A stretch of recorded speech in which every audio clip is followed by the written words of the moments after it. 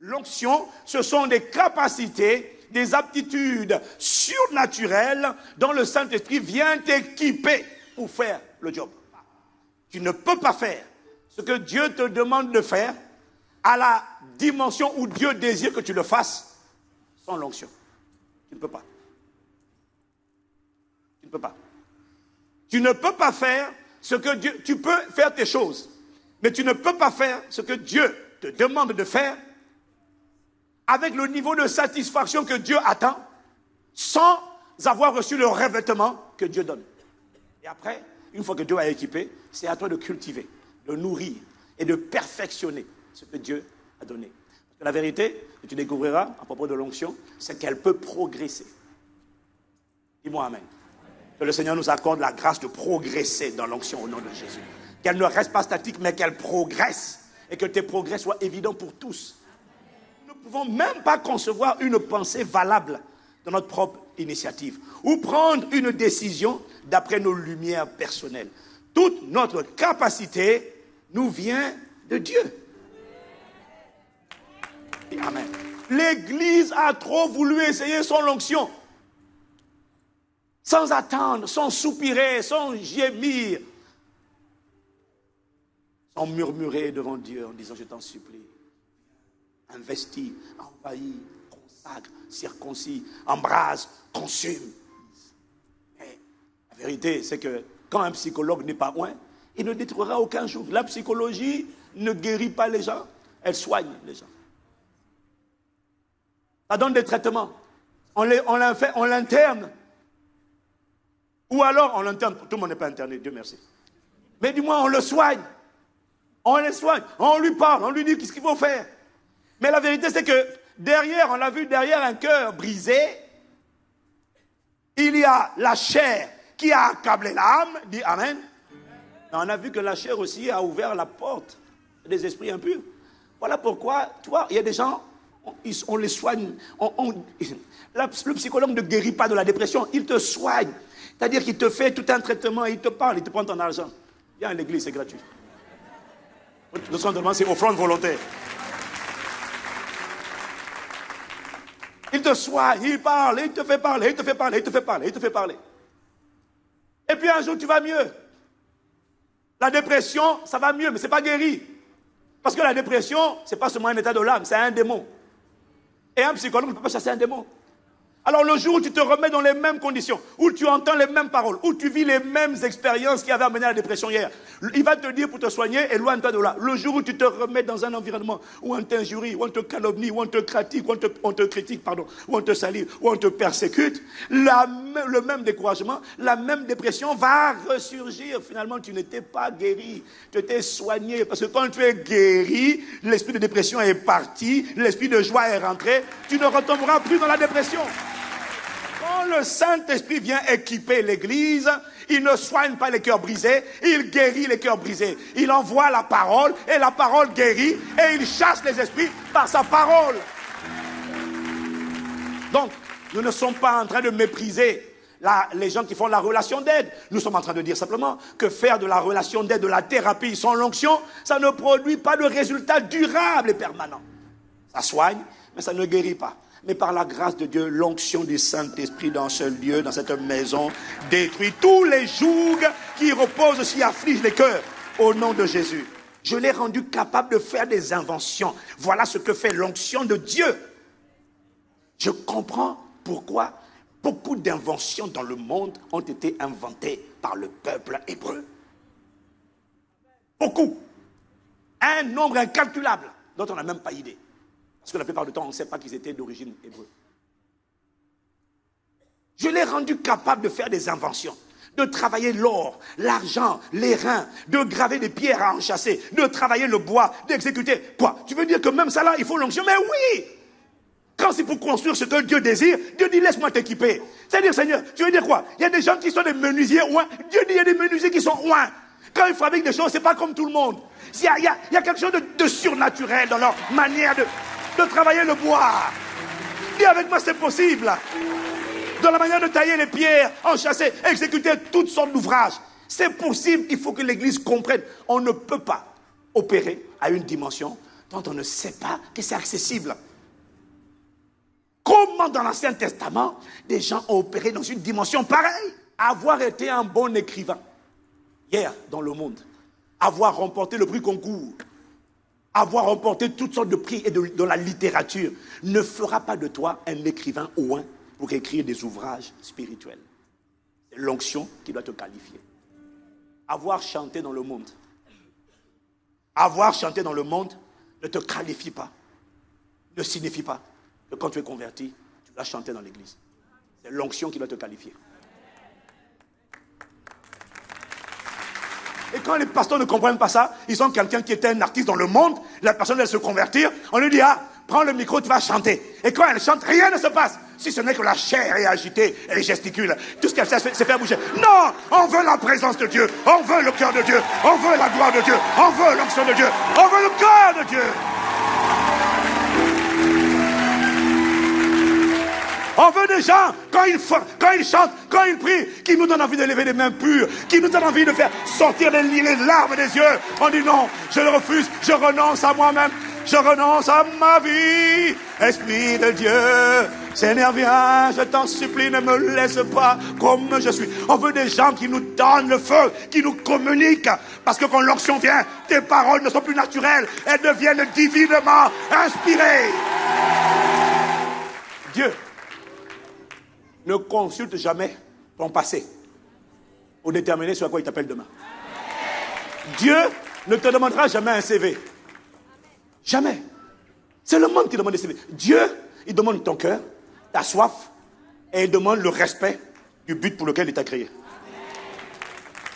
Il dit, tu es prêt à obéir? Tu dis oui. Je vais aller à Tarsis. Il dit non. Moi, si tu m'obéis, c'est Ninive. Tu vas là-bas, à Ninive. Non, moi j'aime Tarsis. Non. C'était avant. Tu veux que je t'utilise? Oui, Seigneur. Sers-toi de moi. Viens. Et d'ici je viens, c'est pour aller à Ninive. On va là-bas. Pas là où tu veux, là où je veux. Et si tu vas là où je veux, tu vas voir. La manière dont je vais t'équiper. Quand tu vas y aller, tu verras. Tout enfant de Dieu, né de nouveau, est porteur. Il doit être conscient de ce qu'il est porteur à l'intérieur de lui d'un ordre de mission. Dans notre ADN, à nous tous qui sommes nés de nouveau, il y a un ordre de mission. Il y a un ordre de mission appelé influence, appelé lumière. Partout où tu vas, tu dois.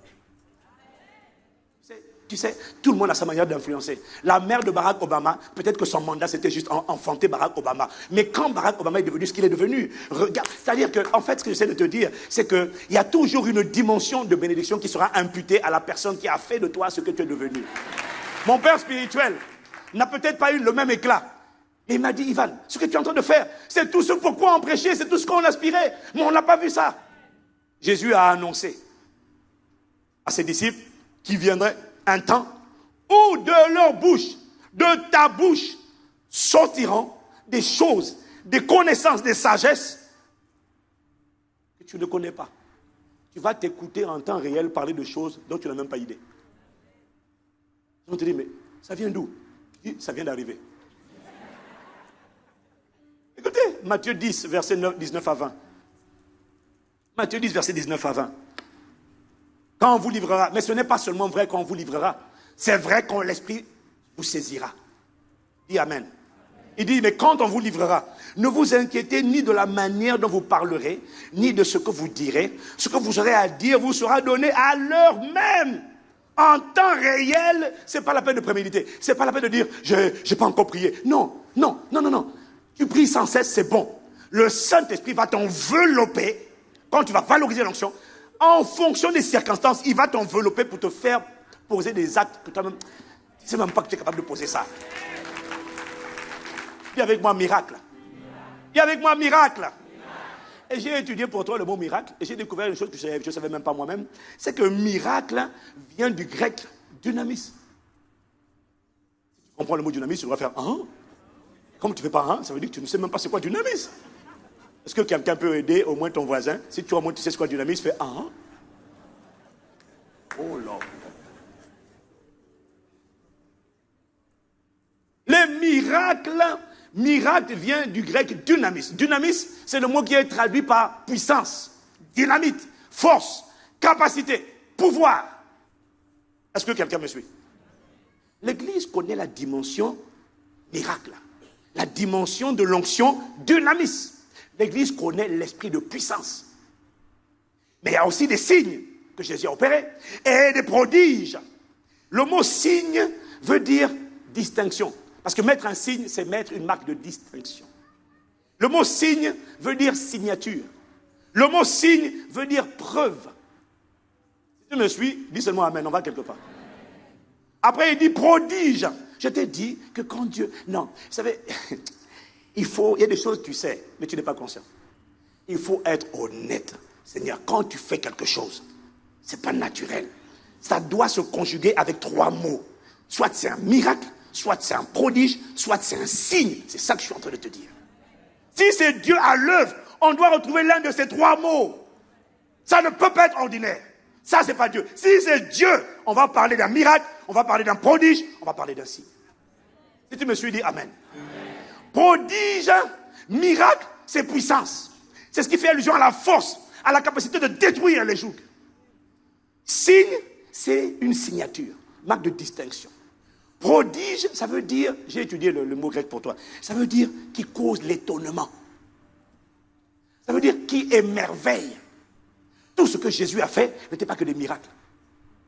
Quand la sagesse avec laquelle il a parlé à la femme prise en flagrant délit d'adultère n'a pas fait appel à la puissance. La loi dit de lapider une telle femme, toi tu dis quoi? Il écrit par terre. Qu'est-ce que tu dis? Celui d'entre vous qui est sans péché, jette la première pierre sur elle. Donc, accusés par leur conscience, un à un, tous ont commencé à se retirer. Le peuple a fait waouh. Ce n'est pas un miracle, c'est un prodige. Parce que le prodige, c'est ce qui crée l'étonnement, l'émerveillement. On dit, d'où lui vient une telle? C'est un prodige. C'est la sagesse divine, la connaissance divine. L'onction est venue sur lui, elle l'a équipé, elle lui a rendu capable de parler comme il devait parler. Ce n'était pas naturel, c'était surnaturel. C'est l'onction qui a fait ça, ce n'est pas la capacité humaine, ce n'est pas l'éloquence humaine, c'est l'onction qui a fait ça. Dis-moi amen. C'est l'onction. Ne sous-estime pas, ne limite pas l'onction. C'est l'onction qui a fait ça. Elle peut se manifester partout. Dis-moi amen. Waouh. Sauf que, tu sais, quand les gens disent waouh, il faut savoir qu'il y en a qui vont faire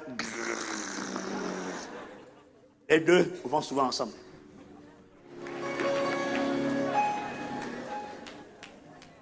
Lorsque le Saint-Esprit vient équiper Daniel et le rend capable, non seulement de connaître le rêve du roi Nabuchodonosor. Attends, lis ta Bible. Le roi a fait un rêve, il ne se rappelait plus de son rêve. Il convoque tous les magiciens, les sages, les astrologues de son royaume, tous les mystiques, les experts. Dites-moi le rêve que j'ai fait parce qu'il m'a troublé. Et les gars disent, mais Majesté, si vous nous donnez le rêve, on peut essayer de voir comment on va essayer de l'interpréter pour ne pas être tué, parce qu'il aura menacé de mort ceux qui vont... S'il n'interprète pas, vous êtes tous... Donnez-nous moi le rêve. Souvenez-vous du rêve. Daniel est parti prier. Quand Daniel allait prier, l'Esprit de Dieu l'a revêtu. Daniel avait une connaissance surnaturelle.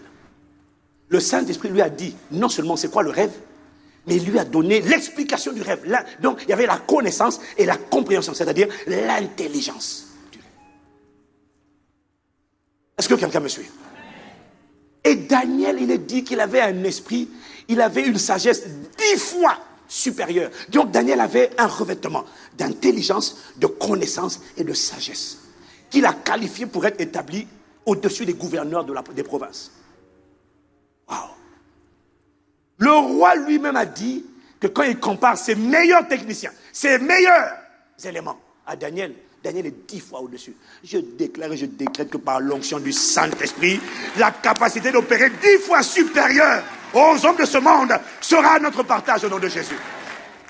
Je n'avais pas compris que lorsque le Saint-Esprit m'a inspiré ces textes, j'ai écrit des textes, priant ensemble,